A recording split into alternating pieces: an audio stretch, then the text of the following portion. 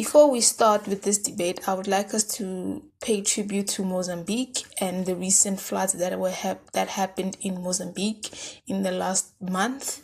So those floods really messed up a lot of things. It caused damage to property, lost life. So let us have a moment of silence and think about Mozambique and the Mozambique chapter, the lives that has been lost, the things that have been damaged and destroyed, and let's keep Mozambique in our hearts. Na memória de África e do mundo, pátria bela dos que ousaram lutar. Moçambique, o teu nome é liberdade, o sol de junho para sempre brilhará. Moçambique, nossa terra gloriosa, pedra a pedra construindo um novo dia. Milhões de braços, uma só força. Ó pátria amada, vamos vencer. Moçambique, nossa terra gloriosa, pedra a pedra construindo um novo dia. Milhões de braços, uma só força. Ó pátria amada, vamos vencer. Povo unido do Rovuma ao Maputo, colhe os frutos do combate pela paz. Cresce o sonho ondulando na bandeira e vai lavrando na certeza do amanhã. Moçambique, nossa terra gloriosa, pedra a pedra construindo um novo dia. Milhões de braços, uma só força. Ó pátria amada, vamos vencer. Moçambique, nossa terra gloriosa, pedra a pedra construindo um novo dia. Milhões de braços, uma só força. Ó pátria amada, vamos vencer. Flores brotando do chão do teu suor, pelos montes, pelos rios, pelo mar. Nós juramos por ti, ó Moçambique, nenhum tirano nos irá escravizar. Moçambique, nossa terra gloriosa, pedra a pedra construindo um novo dia. Milhões de braços, uma só força. Ó pátria amada, vamos vencer. Moçambique, nossa terra gloriosa, pedra a pedra construindo um novo dia. Milhões de braços, uma só força. Ó pátria amada, vamos vencer. Okay, thank you, good luck, and our thoughts and prayers are to all those from Mozambique and the Mozambique chapter. So thank you, good luck for that tribute. Okay, so let's get right into the matter at hand for today, our debate. So guys, our debate topic for today, for this session, for this episode is: can African countries look to the youth for governance and decision-making processes? So that is our topic for today. So a little bit about this topic. Basically, this topic examines whether young people should play a more active and influential role in governance and decision-making across African countries. With Africa having one of the youngest populations in the world, many argue that youth inclusion can bring innovation, fresh perspectives, and long-term policy sustainability, while others believe that leadership requires experience, political maturity, and institutional knowledge, which older generations may be better positioned to provide. The discussion focuses on representation, leadership readiness, and the future of democratic participation. So that is what we are discussing for today. So Team Kenya is opposing this notion, and Mozambique is, they are for it. They say yes, the youth can, African countries can look to the youth for governance and decision-making processes. So I will start with the proposing team, Team Mozambique. They answer yes, they can. So let's go to Team Mozambique, your opening argument. And then after that, let's go to Team Kenya, because they are against that. So let's go to Team Mozambique. Your opening statement, argument, please. Thank you, Moderator Spiwe. I will be opening the debate on behalf of the Mozambique chapter. My name is Luandi Mutlanga, and I'm part of the Mozambique chapter. So before addressing the motion, just give me a moment. It is important to define the key terms that we're going to be addressing, which is governance and decision-making. And governance refers to the processes, structures, and practices through which a society manages its affairs, resources, and development. Simply put, it's how decisions are made and implemented to guide a country's development, while decision-making is the process of identifying and choosing among alternatives based on values, preferences, and available information.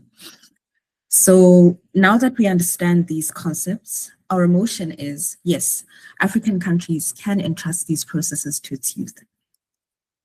But before we argue the motion, we must define youth in the African context. According to the African Union Charter on Youth, youth refers to individuals between 15 and 35 years old. This is important because Africa has the youngest population in the world.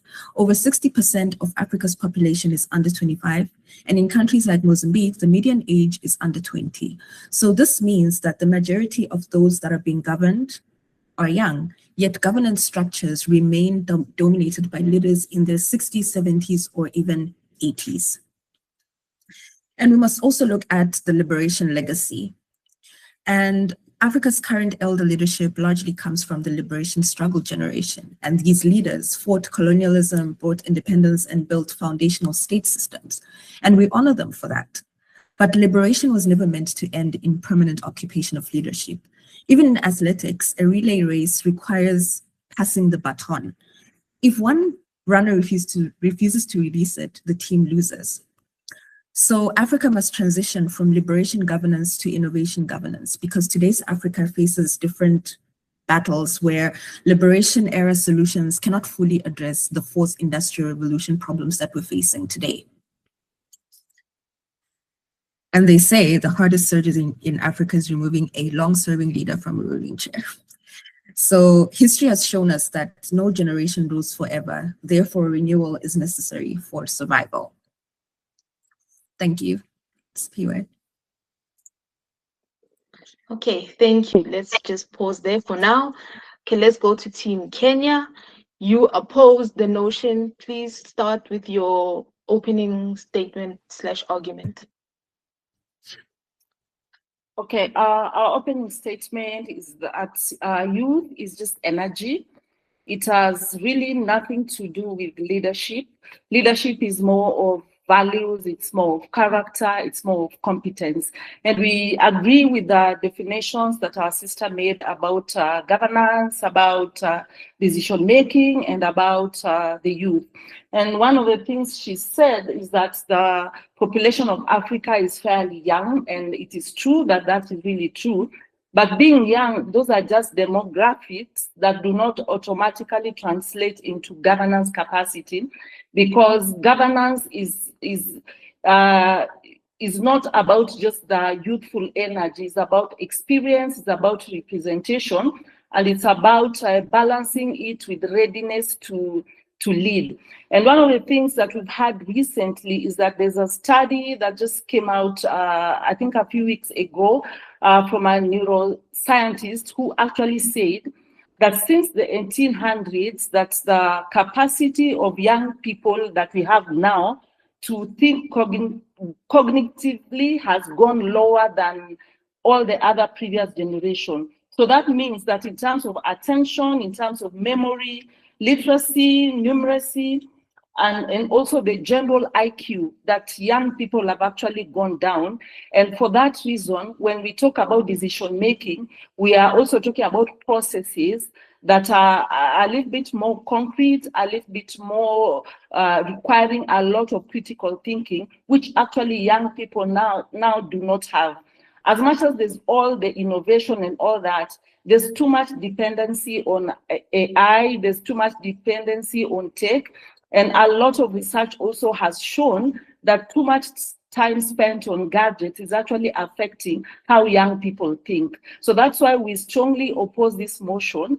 And we believe that young people are just not yet ready.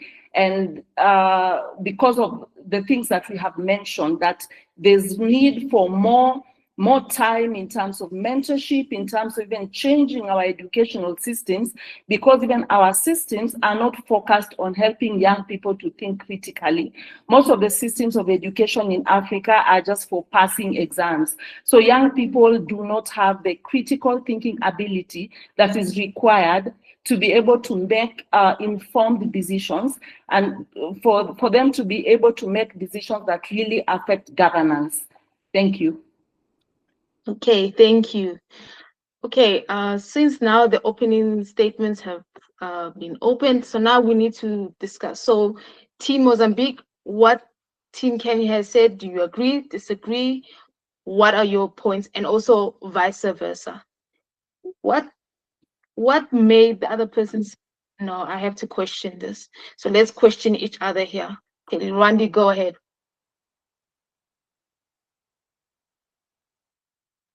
Thank you.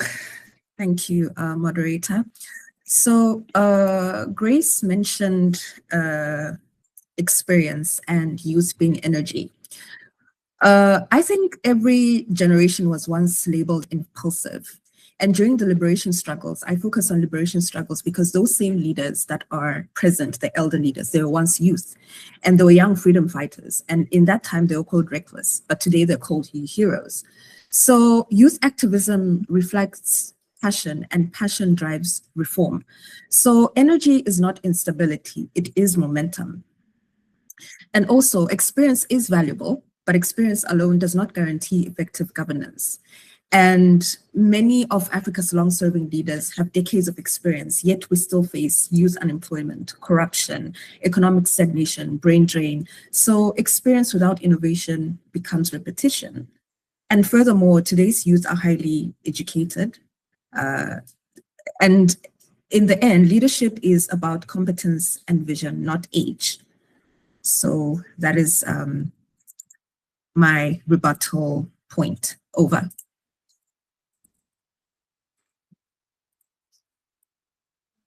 Okay, anyone from Team Kenya who can respond? Hello, Grace? Yes, I fully agree that leadership is not about age, but it's about competence. It's about experience. It's about readiness. It's about knowing when to do what. And you have talked about in terms of innovation and all that. And we all know that we are struggling as Africa because even the revolution of tech has had some of our worst experiences, because a lot of mental health issues, a lot of things that our young people didn't know before, now they are getting exposed to it because the world is a global village. So there's a lot that has come that is also derailing our people. It's making them highly distracted. And because of that, they are not able to do what we would expect them to do. And again, we have seen that even countries that are led by young people in Africa, we haven't seen like any, how do I put it, any extreme changes that are bringing like benefit to the people. The issue is that it's not the age that we're looking for, because if we do not change the systems, even if you put young people, it will still be the same. So the issue about Africa is not who is in power in terms of the age. It's also structures, it's about systems, and systems do not respect any age. So even if we change the old leadership and give it to the young people, without changing our institutional framework, our structures, we will still end up in the same place. And that's why we really believe that it's not yet time also to have these young people taking over, because again, they have not been mentored like really well, because youthfulness is not a governance model, but institutional strength it is. So youthfulness just gives you the energy. It gives you the agility, but it doesn't like really make you a better person unless we change the systems, we change the structures. That is when we'll be able to see a change in our leadership.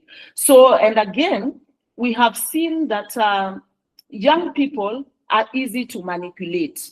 Why? Because a lot of them are unemployed because of the problems that we are facing with the older leaders. But because they are unemployed, they are focusing on just survival. They don't have time for governance and looking at those issues. Those are secondary issues to them. And that is why it's easy even to manipulate young people in terms of politics. They're the ones that are used even to do things for the older generation, things that are making life not be okay. So even if we hand over to them, they'll just repeat what they have seen the people do. And remember also, because there hasn't been a lot of mentorship in terms of ensuring that they get better. So even if they're given the chance, they will just maybe even be worse than the leaders that we have, because the institutional architecture is not yet like really there, because governance requires long-term experience, long-term mentorship, and long-term disciplines, so that we can be able to make better policies and better structures. Thank you. Okay, thank you. Let's go to George. Do you, what are your sentiments on this? Maybe a different point of view, but you're still disagreeing with this. Let's go to George, and then we go to Hannes.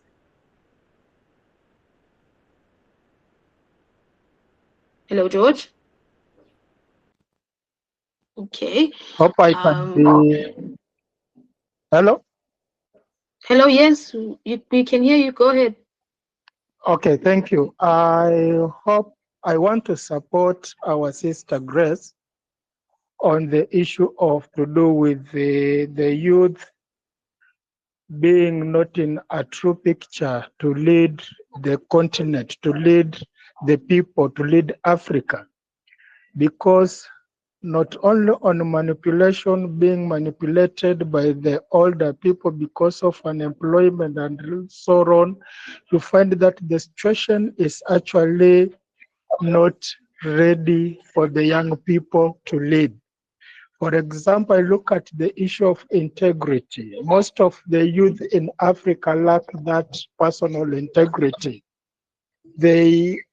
When they are given responsibility, you find that they get out of the way.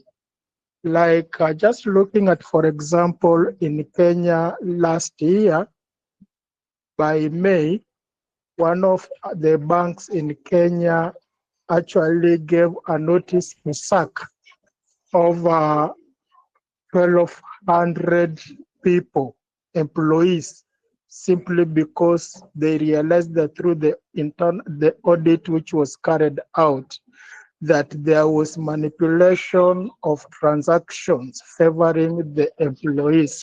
So they were taken out of employment. Look at this scenario.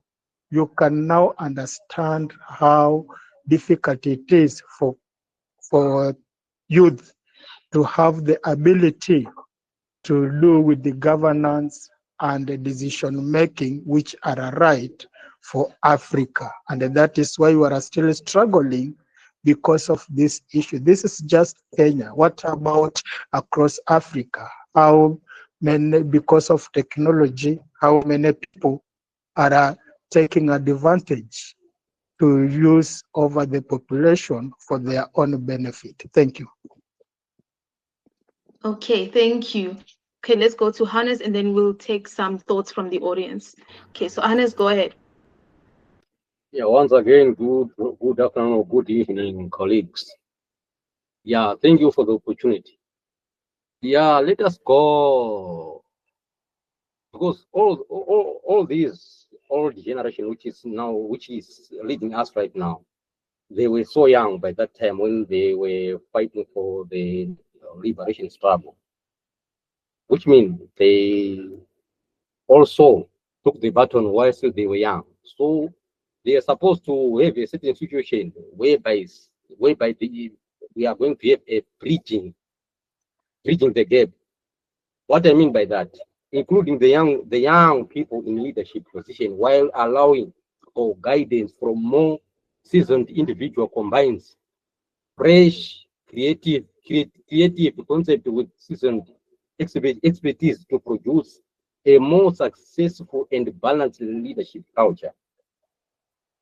For example, economic growth and innovation. Young people instill entrepreneurship to boost productive by bringing new techniques driven viewpoints to the public and private sectors. Also, better governance in the accountability. Young leaders, it seems as if, are more inclined to advocate for measures that directly address social issues like unemployment as well as institutional changes and transparency. Let us go to political instability. Youth who actively participate in decision making are less likely to join a rebel organization since they have a stake in establishing a state rather than overthrowing it. That's my submission. Okay, thank you. Okay, lots were shared here from different views, but mostly it's about the youth and how they can get in and out of the political landscape and also just the country as a whole. So lots of thoughts were shared. So now let's go to the audience, hear what they have to say. So let's go to Vieira, then after Vieira, Ventura.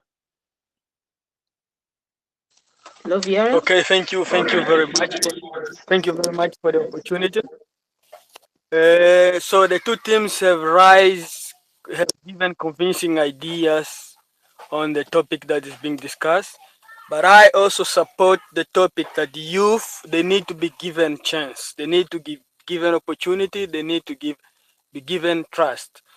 Because Africa is living one of the major problems of the 21st century, which is immigration. So we are looking at a number of youth leaving the continent, and many of these youth, they are dying on the ocean, on the sea, trying to reach Europe. Why? One of the reasons is because they were not given opportunity in government, they were not given opportunity in decision making of the countries. And we also have the problems of these political activists, that many of them, they fled their country. Why? Because they point out some of the mistakes in the government. Some of they presented some solution that the people on power, the old people who are in power, they did not feel good, and these people, they have to flee their country. They are living overseas, trying to raise their voice there overseas. So therefore, we really need to include the youth in a governance, and we need to include youth in decision making of our countries if we need development. Thank you. Okay, thank you. Let's go to, I think Ventura had his hand raised, and then after that is Fitzgerald. Okay, thank you for this opportunity to share my views on the topic. Actually, I'm not from the audience, I'm from Mozambique. I would like to raise 2 points here. First and foremost, most African countries adopted a democratic approach as a governance model. And this is a model that highlights the willing of the majority. But for me, it's weird to see that since the majority is composed by young people, these people are not represented at the top level, leadership, which makes me think about more inclusive strategies or policies in order to bring these people to the political arena. On top of that, I would like to, to share something that I realized when I was reading about this topic. Well, this model that we adopted here in Africa, which is democracy, it's a European model, and most countries there in Europe, they have young politicians. Why we don't adopt, why we don't follow, I mean, the, the owners of this model, this political model. So those are my intervention, my points to this debate today. Okay, thank you. So let's take one more from the audience and let's go back to the teams. Okay, so Fitzgerald, the floor is yours. Thank you. Actually, I'm also from Kenya, and I'd like to say that our opponents have argued that the youth have energy, they have more education, and I'd also like to say that this is not true, because would you say a 37 or a 38-year person is old, they don't have energy to be able to be productive? That is not true. And when you talk of also leadership is supposed to be transitional, and it's a step-by-step thing. So I believe it's very important for the youth to learn, for them to be able to transition instead of just jumping from being a youth and being a leader. I think experience is very important. Wisdom is also important. Exposure is also important. And I also believe that education now, we are not as well versed, educated, or probably in terms of resources availability as the Western, but education right now, it's a little bit cheaper compared to ages ago. So I believe that anyone, whether you are a youth or not, you can still go back to school and learn. So I believe leadership is transitional, and the youth need to learn instead of taking lead. Thank you. Okay, thank you. Okay, so yes, go ahead, Grace. Go ahead, guys. When a person is done talking, just jump in. Okay, Grace, go ahead. And then after Grace, let's go for someone from Team Mozambique. Then we go to George. Okay, Grace, go ahead. Okay, I wanted to respond, I think, to Ventura, who talked about immigration. Actually, that is the reason why we shouldn't be trusting the youth with leadership, because if your home is falling apart, you don't run away. You stay and assess the issues, and then you fix it. So majority of the youth are moving abroad because the systems there work, structures have been built, and instead of building their own homes, they're looking for quick fixes, they're looking for quick money. They don't want to be patient to build systems, and that's why also majority of them are leaving. And then also, when we talk about activism, youth activism doesn't show that they are ready to lead. It just shows that they want to say something. So policy requires continuity and administrative skill and not energy. That is what we need. And then when we talk about the youth being many, just because you're many, it doesn't mean you're ready to lead. Because let's take the example of a country that is looking for someone to manage their central bank. They will not give to the majority of the age group that is represented. They will give it to the one who is the mostly institutionally prepared, the person who is competent and the person who is able to do that kind of work. The same way, if you're looking for a surgeon, like a chief surgeon, wherever you are in a hospital, you will not just choose someone because they're young, but you will choose the most experienced, the one that is competent, the ones that has character, and the ones that have done it for a while. So it is important that we realize that as much as the youth are many, it doesn't mean that they really need to be the ones leading unless they've been prepared. So we are not looking for youthfulness, because youthfulness is not a governance model, but institutional strength is, competence is, character is, values are. So that's where we just have to draw the line, that if the youth are not ready, then we will not be using them anytime soon, unless now we take a break and just ensure that we are preparing them for the next assignment. And also preparing them, they need to be willing, they need to be patient, they need to put in the hard work.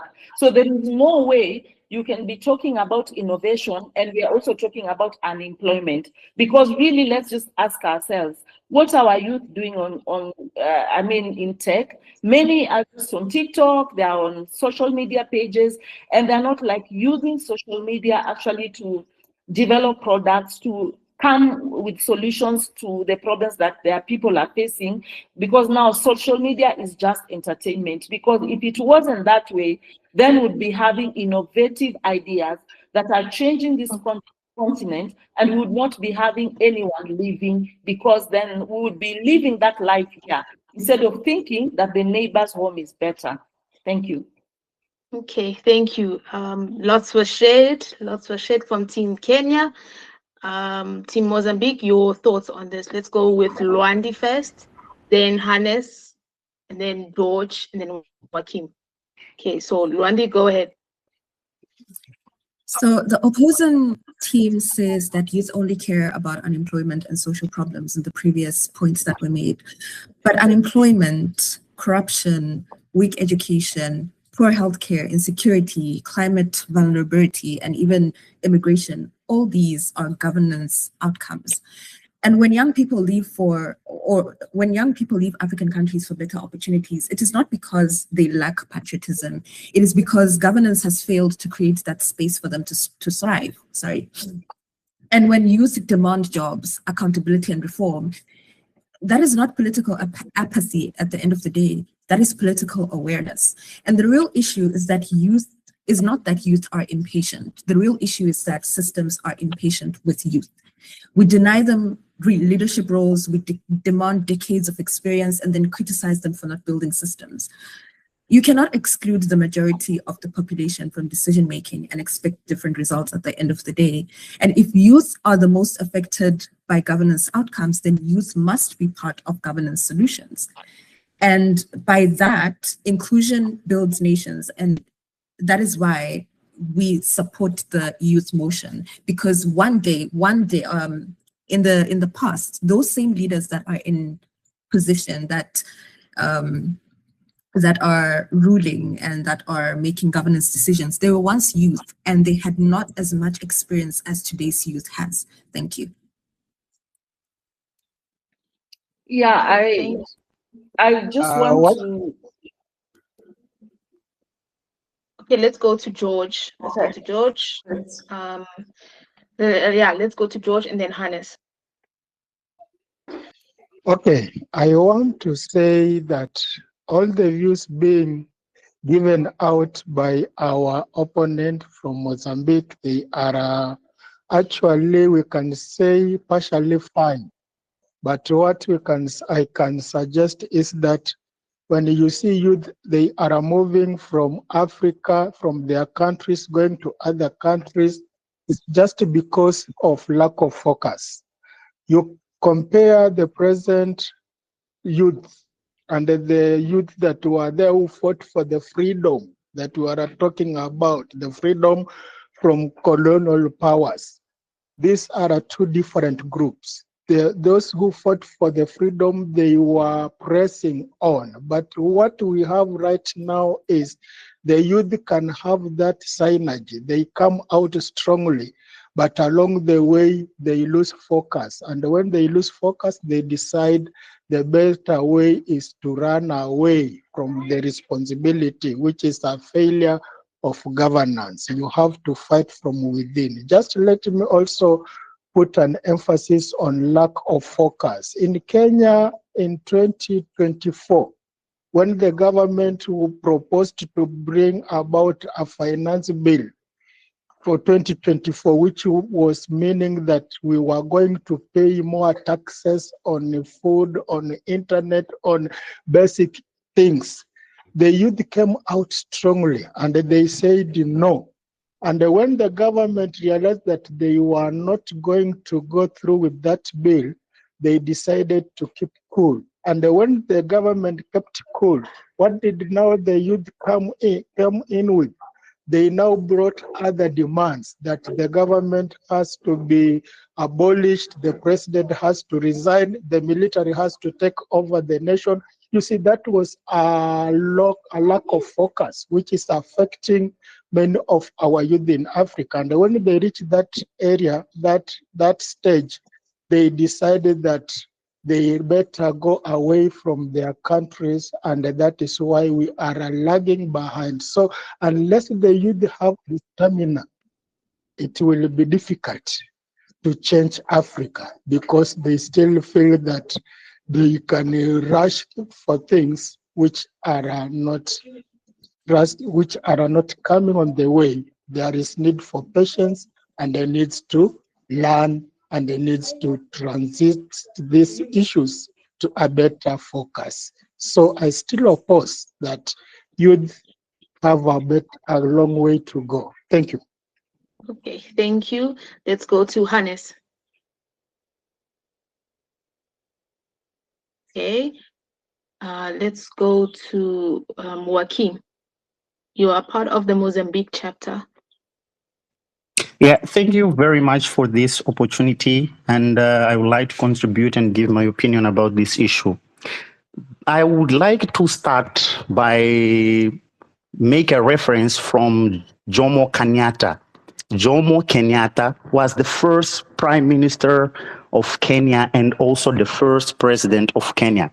When he went to London, he was youth, and he tried to fight for his people at that age, and he transformed Kenya. Even in Mozambique, Samora Machel, Eduardo Mondlane, we can see the transformative power that they brought to Mozambique by their youth. We know Kwame Nkrumah transformed Ghana by its youth. We know the Julius Kambarage Nyerere who fought for African freedom. So we can understand by history that all revolutions start by the youth. Even now, there is an article we can find out in United Nations Department wherein is written that the Z generation is redefining the future of Africa and the future of the world. And it makes a reference about the recent examples, including a strengthened independent electoral commission with biometrical rules and electronic transmission that have been developed in Kenya. It means that the youth of Kenya are connecting themselves with others from Nigeria, Uganda, to transform the governance of the Africa and of the Kenya itself. So I'm thinking by myself, why does the youth of Kenya are trying to be more transparent as they believe in the oldest one? Why are they trying to transform their accent over there? So my answer is clear. They are not being honest. It's like something that is clear that the youth are doing a great thing. And there is another study in Harvard University that shows that the youth are driving the Africa. As you know, it's almost 400 million of youth in Africa, and almost 16% of them are unemployed. Why? Since the Cold War, the African leaders are gaining the money for themselves. They are not investing for African youth education. Because of it, the youth are going abroad, trying to discover opportunities. As you know, right now, as we are talking, the education rate of Africa increased only small, came from 3% to 9%. So we are trying to understand that the future of Africa is in the youth hand. Thank you. Okay, thank you. Okay, let's put a pause on there. Lots was discussed But here. you skipped me. Oh, sorry. Yes, let's go to Hannes and then let's take something from the audience. Okay, so Hannes, go ahead. Yeah, indeed, it is meant to be that way.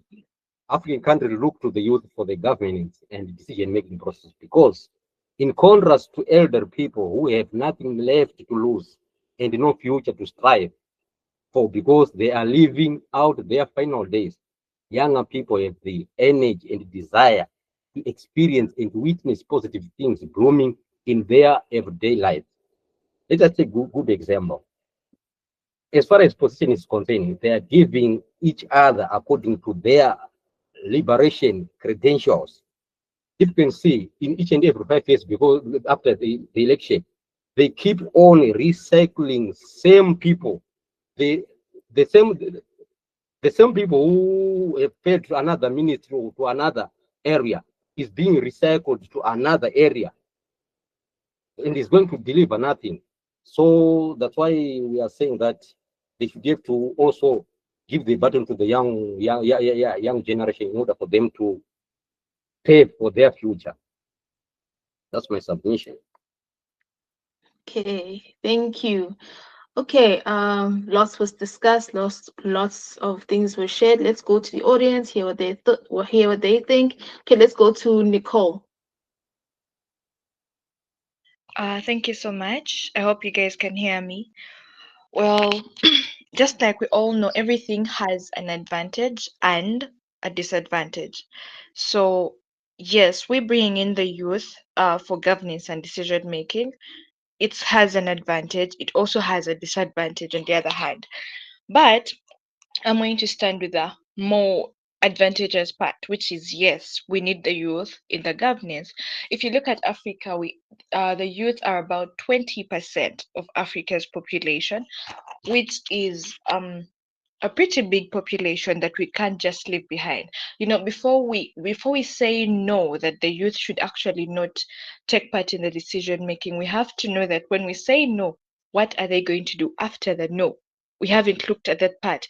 We're only looking at, okay, if we say no, we are just going to send them back to school. It's not, at times it's not really all about going back to school, looking for those papers, upgrading to get the best qualifications. At times it doesn't really need us to go that way. If at all we do really embrace the youth, I feel like they have the bolder ideas to share on those platforms out there. They can decide best, and being the fact that they are more flexible than the older people, I feel like the youth really would really deserve that seat. And based on the technology that's going on and revolving each and every day. I mean, youth are more influential than the older people we have.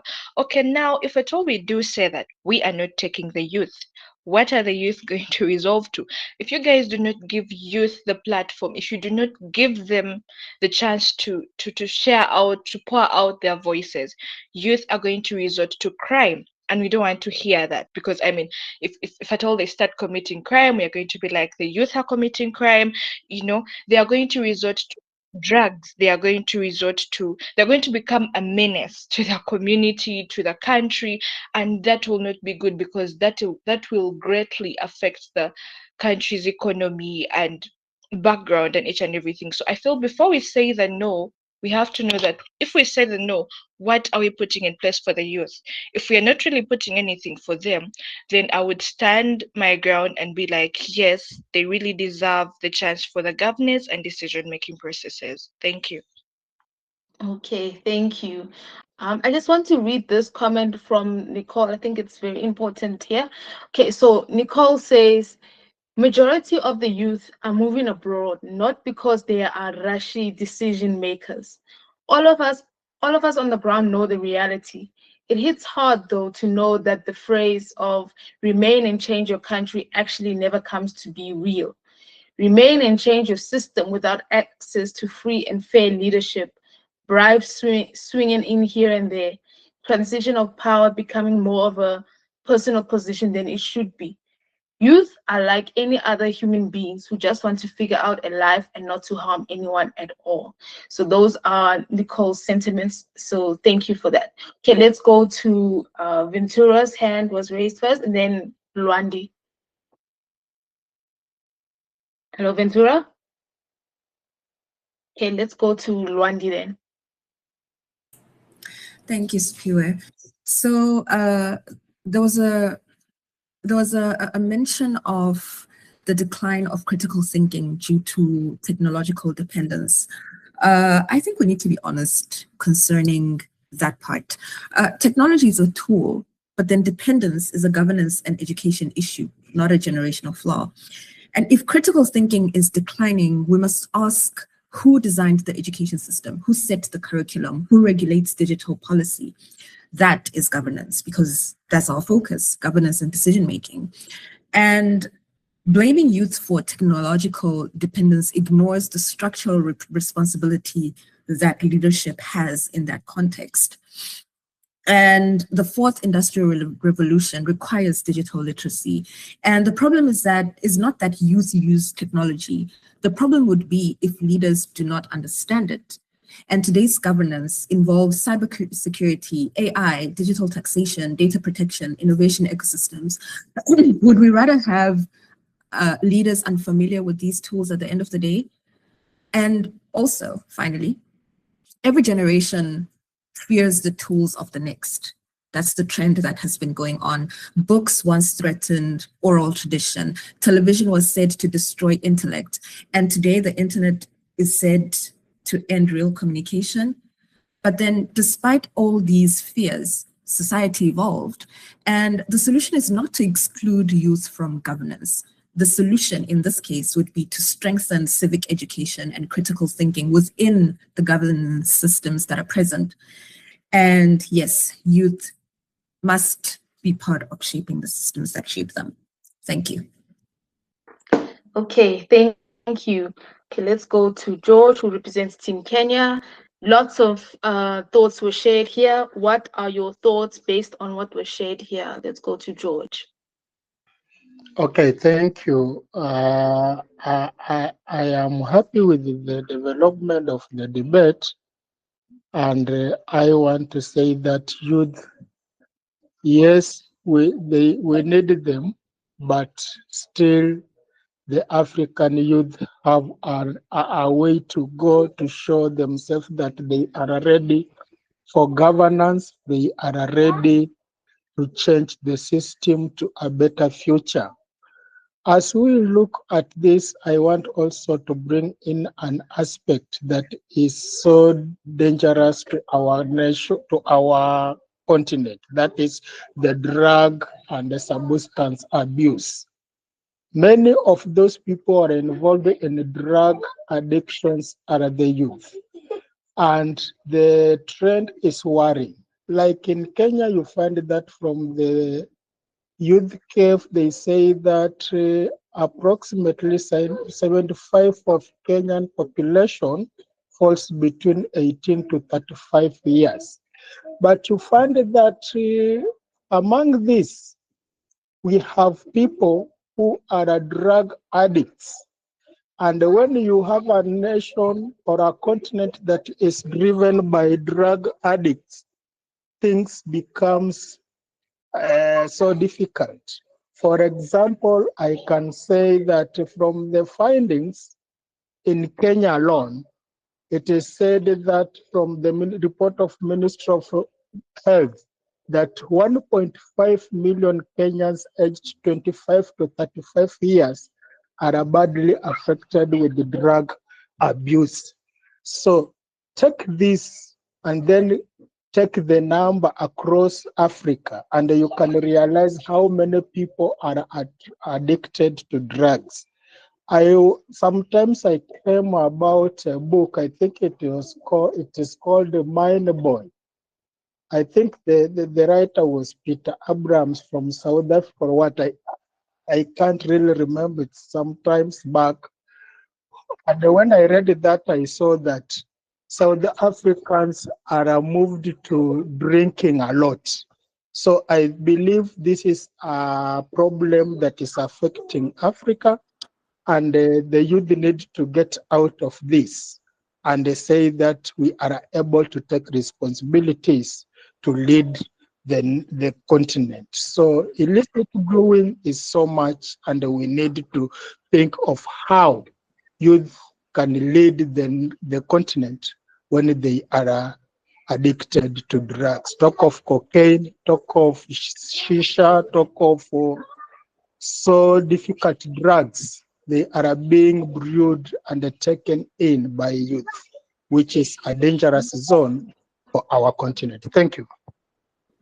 Okay, thank you. That was a very interesting take there. Substance abuse, and it's not only substance abuse.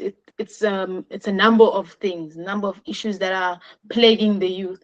So from that, I just want to ask the team Mozambique, how can we fight that? How can that be combated? Because some of our youth have that. They are dealing with substance abuse, anxiety, depression, all those things, and it kind of affects the future of a country and also the leadership.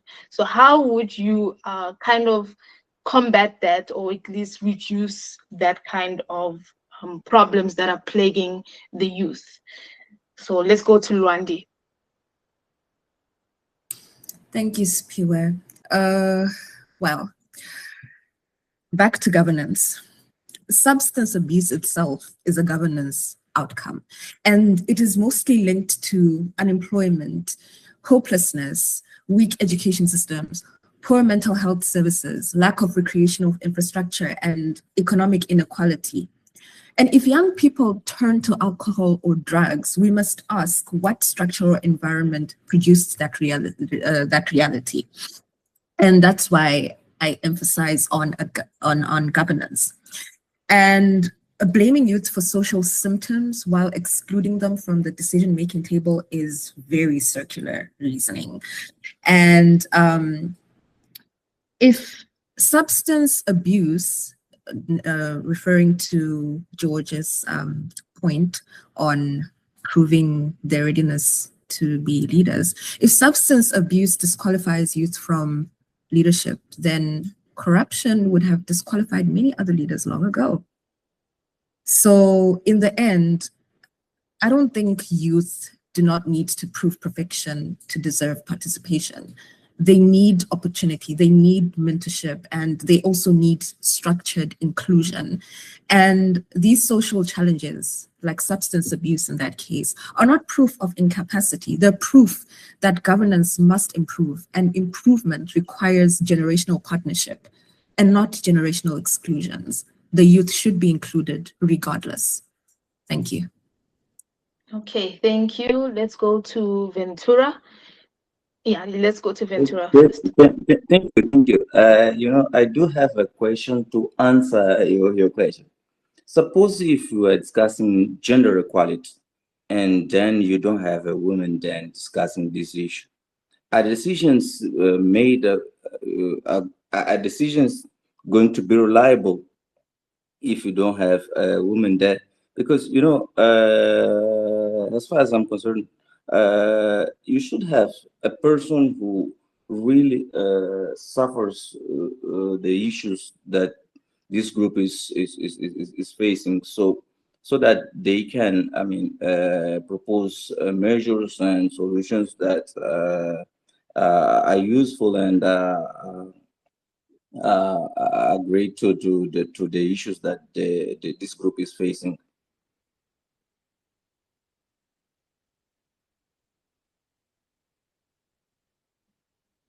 Sorry about that. Okay, thank you, Ventura. Okay, let's go to Joaquim, and then let's just take, and then I just want to give you guys a question, both teams. Okay, let's go to Joaquim.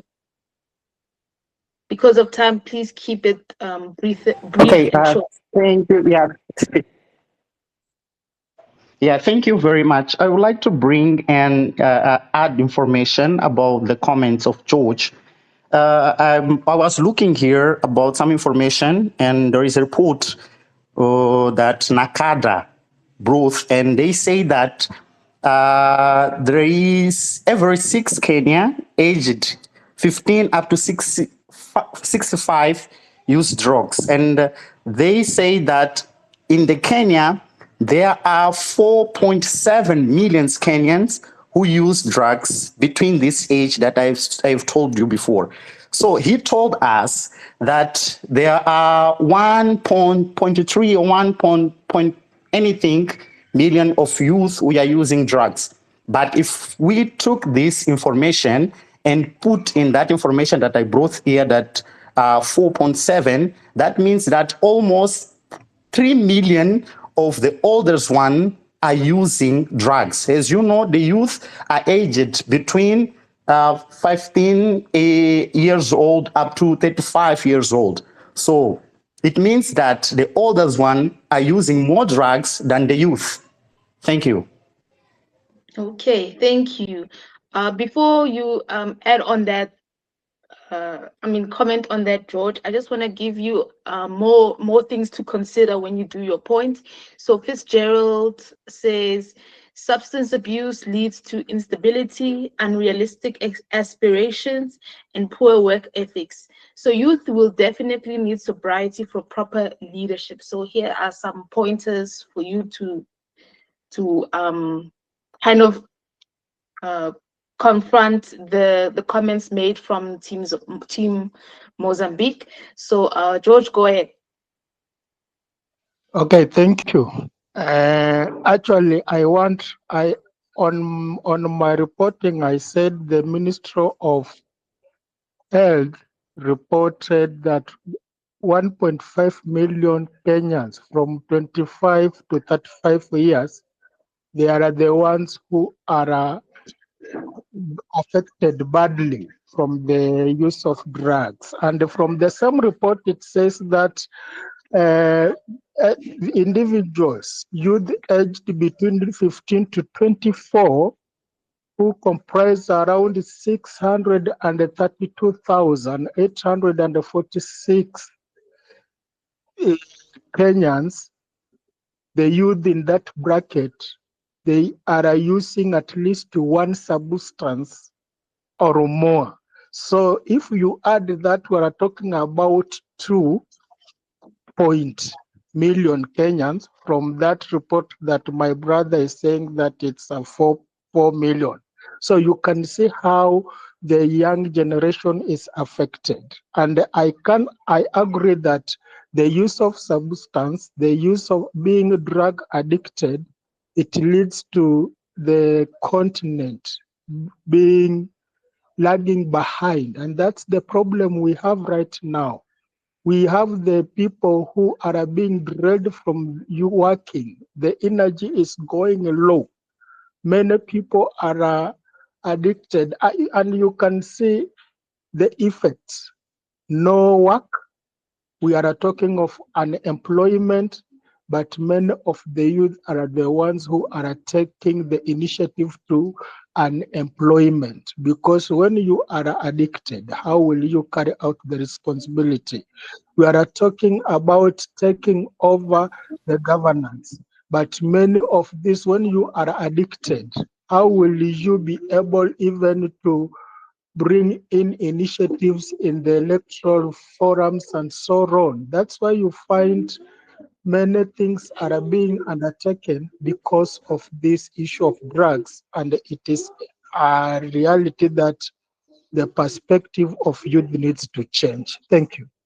Okay, thank you. Let's go to Luandi and then Grace, and then we need to do final thoughts.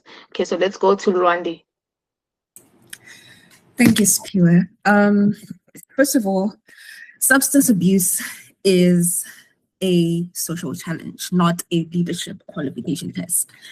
And if substance abuse disqualified generations from leadership, no society in the world would have leaders, because addiction and alcohol misuse exist across all age groups. So let us separate individuals from an entire demographic. And like I said previously, substance abuse is often linked to the ills that we are currently facing as youth: unemployment, hopelessness, economic inequality, etc. And these are governance failures at the end of the day. And young people, they aspire to economic mobility. They aspire to innovate. They aspire to be globally competitive, better standards of living. But are those unrealistic or are they ambitious? Because at the end of the day, aspiration drives progress, and Africa cannot grow if its youth are told to lower expectations. And on to the point about poor work ethic. We have to look at the evidence where youth dominate informal economies, where youths run startups, they work in gig economies, they have, they pursue multiple income streams. These young people hustle daily and often under difficult economic conditions. So hard work is not absent, opportunity is. So yeah, social challenges are not proof that this cannot lead. They are proof that governance must evolve. So that is my point. Thank you. Okay, thank you. Let's go to Grace, who will just round off what was said here. Go ahead. Yeah, I just wanted to add my voice to the substance abuse debate, especially when you link it to governance and poor structures, because it's known even in more developed countries where there are better structures, people still abuse drugs, people still get involved in addictions and all that. So the correlation, I don't think it's entirely because of bad structures, it's just like poor choices that people make. And then also I wanted to just clarify, I don't think we said that youth should never really lead. We just said that they need to be mentored, they need to be supported, they need to be given time so that by the time they get to the leadership, they'll be better. And then also I wanted to pose a question to all of us. I don't know whether you can show me just one African country that has been transformed purely because the leaders were young. I have run through my brain and I don't think I have found any. So youth is not a policy framework. It's just a demography. It's just an age bracket. So when we make it sound like because it's not young people making decisions, that's why we are like this, I don't think that is really, really true, because the crisis of leadership in Africa is actually institutional fragility, weak judicial system, weak procurement systems, weak accountability and mechanisms. So unless we fix these structural issues, it doesn't matter. Even if we change the age profile of our leaders, I think the result will just be the same. So let's not just think like having youth there, then we will have change. It's not automatically, because there is really no evidence that a young leader has really better perspective in terms of just making better decisions just because they are young. It will not be just purely because they're young. It will be because of also other things that require institutional change, it requires attitude change and focus on just making things better and not just looking at because I'm young, so I deserve this. Because that kind of entitlement, I don't think it will take us anywhere, because then we'll have youth who keep complaining about unemployment, they're complaining about exclusion, they're complaining about accountability, yet when they're given that opportunity, they won't be able to do well, because employers' surveys have always highlighted negativity among African youth in terms of doing their work. They complain about many things, and the attitude just to make things better is not there. So for me, I'll still hold to the fact that there's still a lot that needs to be done among the young people so that we can make them ready for leadership and not just look at their age, because age is just a number. Thank you. Okay, thank you. Okay, lots were discussed. Okay, we are running out of time. Okay, so now guys, let us do concluding thoughts. So based on what was shared from both teams, both perspectives, what are your concluding thoughts? What is a way forward, I should say? Can the youth make a difference or not? What is your concluding thoughts? I will start with Team Mozambique. So Luandi, Hannes, or Ventura, or anyone else from the Mozambique chapter, the concluding thoughts.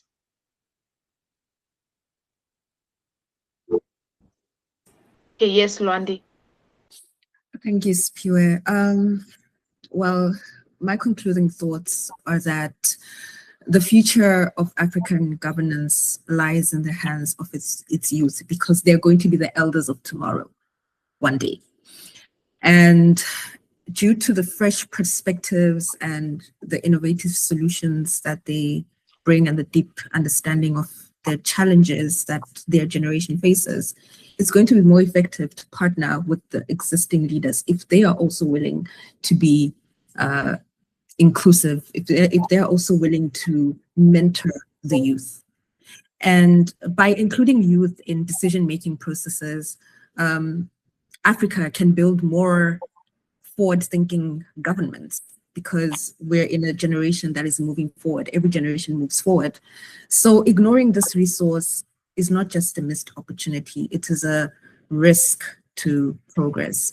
And like I said, the youth are not merely the leaders of tomorrow or the elders of tomorrow, but they're also partners of today.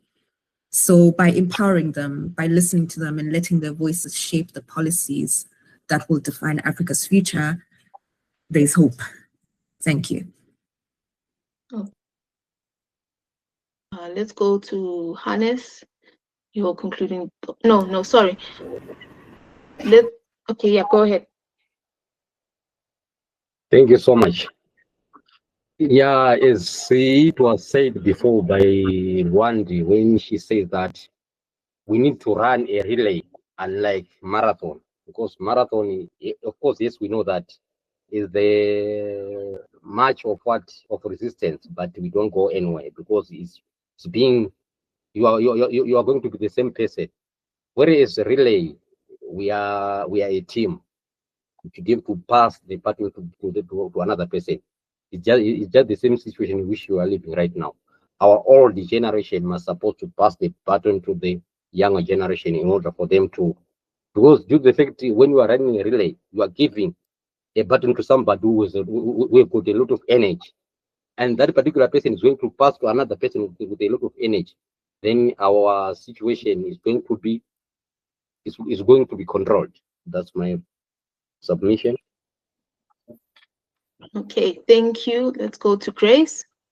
Okay, thank you for the opportunity. So for me, I'll simply say, Africa will not suffer because we have too many old leaders. That's not the reason why we have all these problems that we are talking about. Africa is suffering because we have weak institutions, and weak institutions do not become strong because their managers are young, and they don't become worse because their managers are old.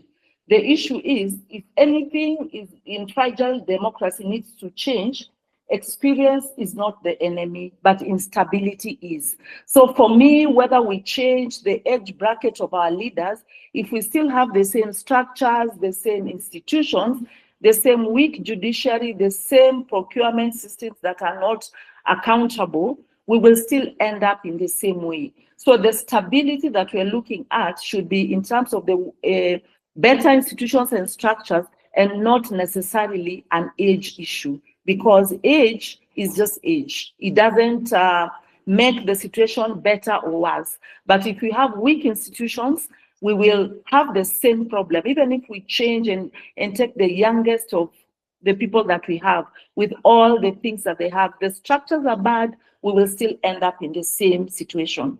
Thank you. Okay, thank you. Okay, let's go for George. Your thoughts, please.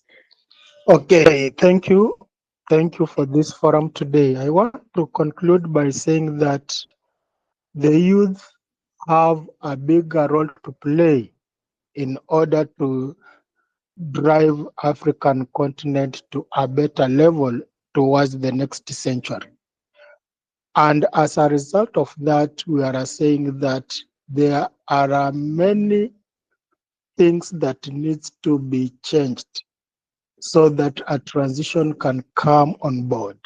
The old needs to put the youth closer so that as we are talking about the challenges affecting the youth in Africa, there can be a better place to ensure that a consensus is reached so that they can work together and walk together.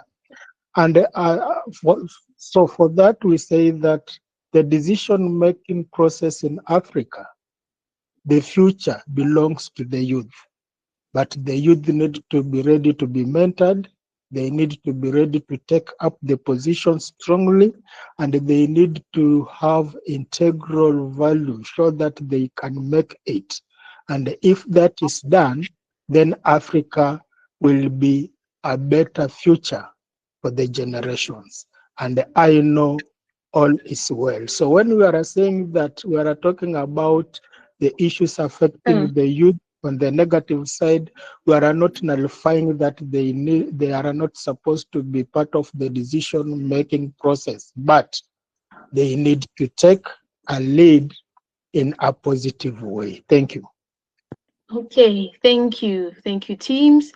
From the audience, your thoughts on this topic, just a quick one. We are running out of time. So from the audience, anything you'd like to add or say?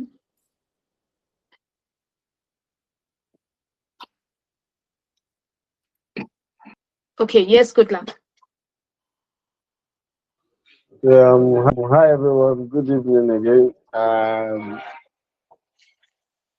A good point has been shared in the beginning of this debate, and I want to appreciate everyone.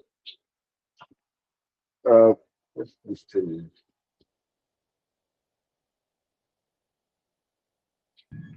Can you hear me now? Yes, I can hear you. Go ahead. Okay, so for today's debate, I would say we always come from the team perspective. Even if we are including the youth in leadership, we still need the older generations there. You need the older generations to guide the youth so that they can understand what to do and what not to do. So that is just what I can say. Thank you. Okay, thank you. Good luck. Okay, so now we have come to the end of our discussion. So I just want to share a conclusion. So from me personally, I think yes, the youth has the potential of changing the future, but also they should learn from where they come from. They should learn how the older leaders did it. How did they do it? How did they make it work? And then maybe try to work with them, because remember, we all live in this country together. But sure, what happened with the elders, it might not work now. So obviously the older leadership needs to make way for the youth, new innovation, new skills, new ideas, because we want to push the country forward. We cannot always go back, always. No, we need to move forward. So I think definitely the youth can be in governance and make decision-making processes, but I think they should learn from the old leadership, how they did it, and then make changes from there. So that is my submission. So conclusion for this topic: youth involvement in governance offers opportunities for innovation, inclusivity, and long-term planning that reflects the needs of Africa's growing young population. However, leadership also requires experience, mentorship, and institutional stability. A collaborative approach that encourages youth participation while drawing on the wisdom and experience of older leaders may help African countries build stronger, more representative governance systems. So that is, we conclude there. Let us stop there for now. Thank you, teams, for your contributions on this topic. This is a never-ending topic, but it shouldn't stop here. Let's continue to bring this topic forward and to talk about it, because it's happening right now. And we need to plan for the future and for the future generations.